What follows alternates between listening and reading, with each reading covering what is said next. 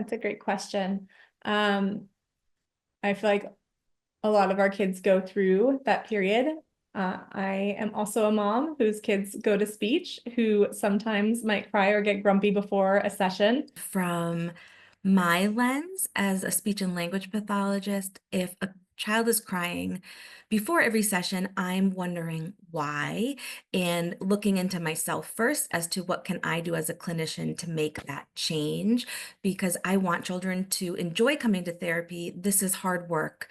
Working on motor speech is very challenging. So trying to make it as fun, motivating, and engaging as possible is really important. And we want kids to want to come. What they are doing, learning how to speak, improving the production of sounds, generally making themselves understood, is hard work.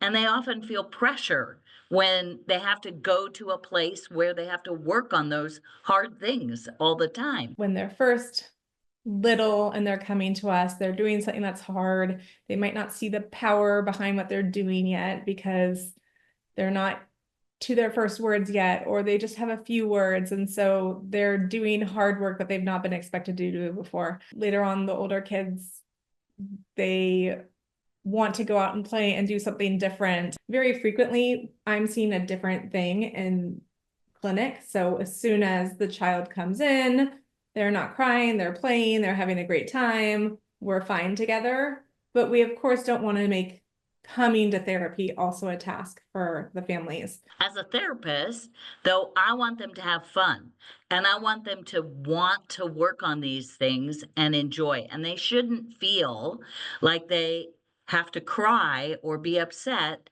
every time they are coming. If your child's crying, I recommend talking with your therapist, especially if for some reason the therapist isn't already recognizing that, okay, we don't want your child crying before every session, so let's figure this out together. I talk with the children that I see about what we're doing and what they should expect and what I expect from them so that they can get to work. But until we have a conversation about that, they sometimes feel reluctant because we don't know what's going to happen. And when we don't know what's going to happen, we feel very anxious and upset.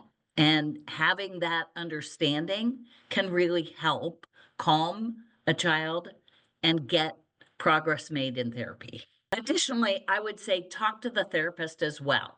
Find out what they think the problem might be and how that they might resolve this issue, because you don't want the child crying every time they have to come. It's not a pleasant experience, but it's also something you know needs to happen, and they need to feel comfortable in order to be able to succeed. If your child is crying constantly, then maybe the conversation needs to be had with your child. If your child can't understand or can't answer those questions, then giving them choices of what you think might be happening so that they can respond by nodding or touching your hand when you give them the choice that hits on why they're so upset. What you're going to do or what you can do is going to be very different in those situations. With the little ones, I always encourage my families, no matter what age, to let us know if you're getting that pushback. Whether they're crying, they're complaining, whatever it is. So for our littler ones, it might be that we just amp up the fun factor and really find things that they absolutely love. I had one girl who loved dogs, so we did dog bingo and dog coloring sheets and all the dog things. Maybe the targets that the therapist is working on is not at their level. We always want to work at the level the child is at in order for them to be successful. So maybe taking a step back and making those targets a little easier.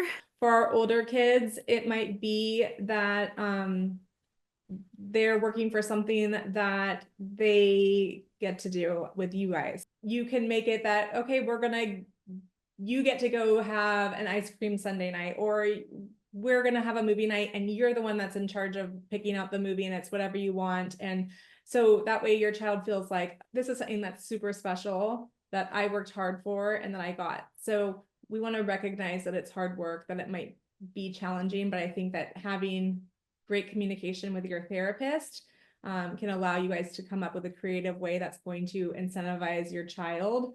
I know that we want incentives to come from within, and we want people to feel proud of the work that they did on the inside, but we as adults also go to work because we're getting a paycheck. So it's okay to know that your child is doing hard work, and that maybe just being able to speak better is not going to be like the carrot for them at that very moment, right? So I think direct communication with the clinician at all times is really important. It also could be that that therapist and that child are not a good fit together.